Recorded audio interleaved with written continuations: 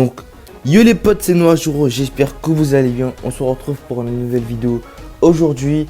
Comme vous avez pu le voir dans le titre de la vidéo, on va parler des 3 futurs personnages les plus forts de One Piece. Donc on va commencer tout de suite.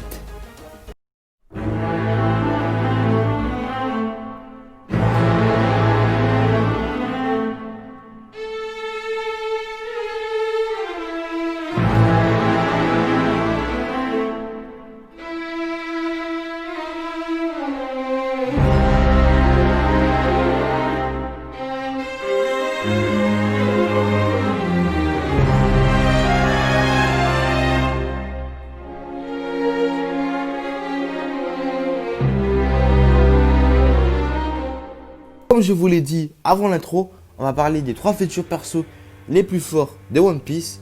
Donc on va commencer tout de suite.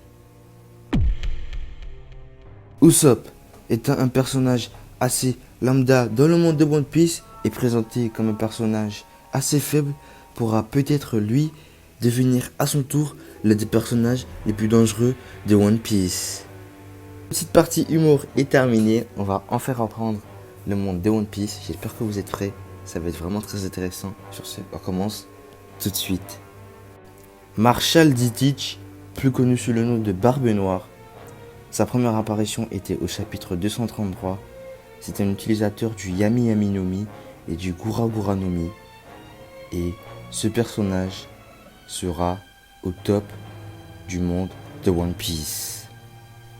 Peut-être que pour vous, Marshall D. Teach est certes quand même un empereur, mais que son ère touche à sa fin, sauf que nous avons encore beaucoup d'informations qui nous paraissent encore assez inconnues pour ne pas le classer dans les 3 futurs personnages les plus forts du nouveau monde.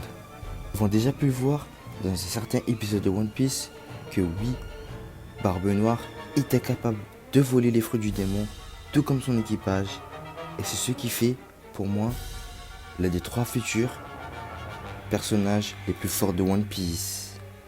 Comme je l'ai déjà dit dans une précédente vidéo, j'ai parlé de Kaido en disant que Kaido pouvait avoir plusieurs fruits du démon dans son équipage, mais ces fruits du démon là ne peut être que des Zoan, tandis que Barbe Noire, vu que son équipage sont des voleurs de fruits du démon, ils peuvent le faire sur quasiment la totalité de leur équipage, ce qui rend leur équipage bien plus dangereux pour les futurs combats à venir des Mugiwara contre ceux-ci. Mais ça, l'avenir nous le dira. Hachiro Oda nous avait présenté ce personnage sur l'île de Mocktown comme un personnage assez lambda, mais il avait déjà montré une sorte de rivalité entre Luffy et Barbe Noire. Tout comme Luffy et tout comme Roger, Marshall D. Teach, plus connu sous le nom de Barbe Noire, nous a déjà démontré que oui, il poursuit ses rêves et que personne ne peut l'arrêter. Après nous être attardés sur le cas de Barbe Noire, nous allons nous rediriger sur Zoro. Car oui, Zoro, ce sera le futur bras droit du roi des pirates, mais ce sera aussi le meilleur sabreur du monde, comme elle a dit à plusieurs reprises. 血の匂いがするぞ。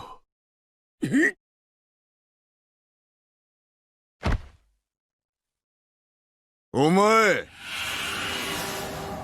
犯人だろ。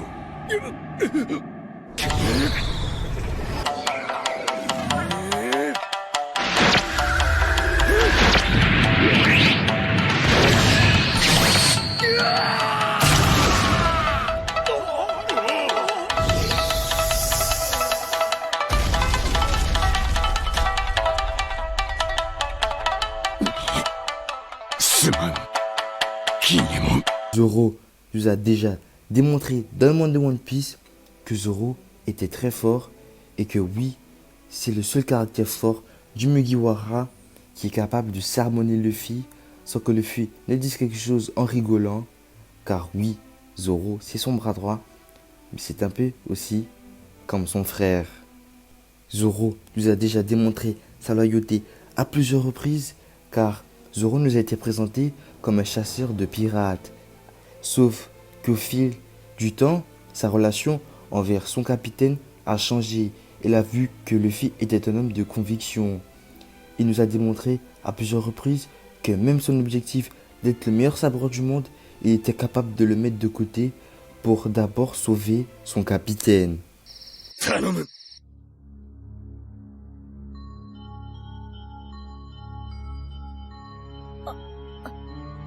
俺に剣を教えてくれ。見損なったぞ、ロロノア。お前は敵に教えを請おうというのか。強くなりてえ。火にやられて海にも出られず、のこのこと帰ってくるような男に教えることは何もない。ヒヒなら倒した。あいつらを。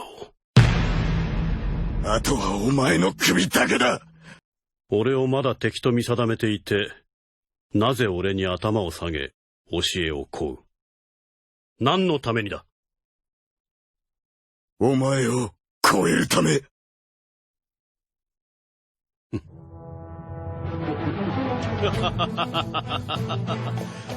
俺の首を狙う剣士を俺の手で育てろというのか。おかしなやつだ。バカバカしい。見栄えのせん行為に変わりはないぞ。どうやら野心に勝るものを見つけたようだな。Mais le fait d'être le meilleur sabre du monde implique aussi d'être capable de couper tout ce qu'il y a dans ce monde. Et est-ce que Zoro en est-il capable en ce moment? Nous sommes en ce moment sur l'arc de Wano Kuni et Zoro a reçu une nouvelle arme nommée Enma. Pourra-t-il être capable de la tourner en une lame noire et pouvoir battre son rival de toujours, Œil de Faucon? Mais tout ce que nous savons, c'est que un beau jour, il devra réussir cet objectif. Et ce jour ne va pas tarder à arriver. 小僧、名乗ってみよ。ロロノア、ゾロ。覚えておく。久しく見ぬ強き者よ。そして剣士たる礼儀をもって世界最強のこの黒刀で沈めてやる。 Après nous être attardés sur le sujet de Zoro, c'est-à-dire le bras droit du futur roi des pirates, nous allons enfin nous rediriger vers le futur roi des pirates. 金右衛門たちも俺とお前の仲間たちも無事かどうかわからねえ。今ぶちのめせば全て終わりだろう。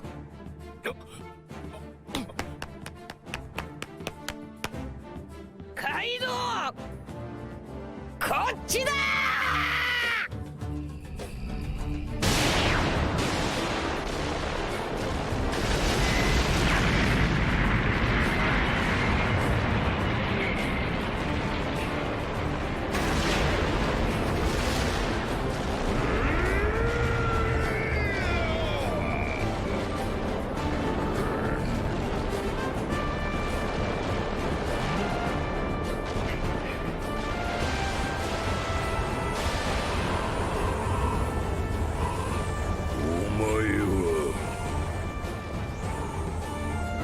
ルフィ、海賊王になる男だ。